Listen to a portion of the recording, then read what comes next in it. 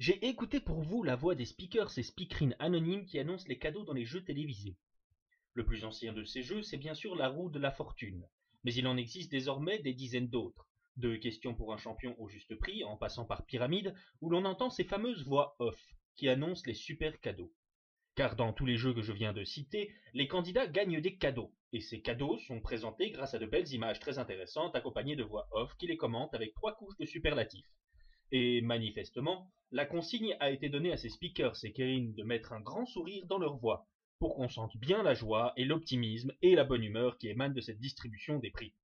Si bien qu'ils se donnent toujours l'air d'être au bord du fou rire, et même et surtout quand il n'y a pas la plus petite trace de drôlerie dans leurs compliments.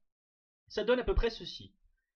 Bravo Mireille, les éditions Labrune vous offrent ce dictionnaire en 5 volumes, 38 000 mots, 4200 pages et plus de 2000 illustrations en couleur d'une valeur de 659 euros. Bravo Mireille. Mais oui Jacques, grâce à ce coup gagnant, vous partirez pendant 15 jours avec la personne de votre choix dans le cadre merveilleux de l'hôtel Mykonos à Corfou, où nos hôtesses vous réserveront le meilleur accueil. Bonnes vacances Jacques, grâce à ce séjour d'une valeur globale de 2622 euros. C'est une niaiserie confondante. Notez que j'ai été injuste en disant qu'il n'y avait pas de drôlerie dans ces annonces, parce que dans la roue de la fortune, on nous offre toujours en prime un calembour d'excellente qualité, construit sur l'énigme qui vient d'être trouvée. Si, par exemple, le titre du film à trouver était Le pont de la rivière Kwai, ça donnera Bravo Michel, vous avez franchi ce pont.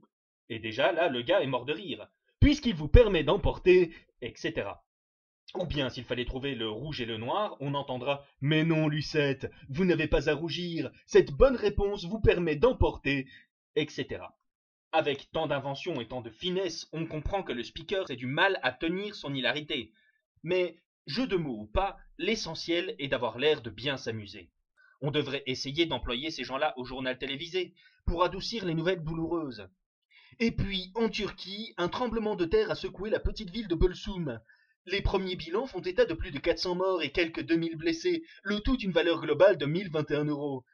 Bon, assez ri pour aujourd'hui.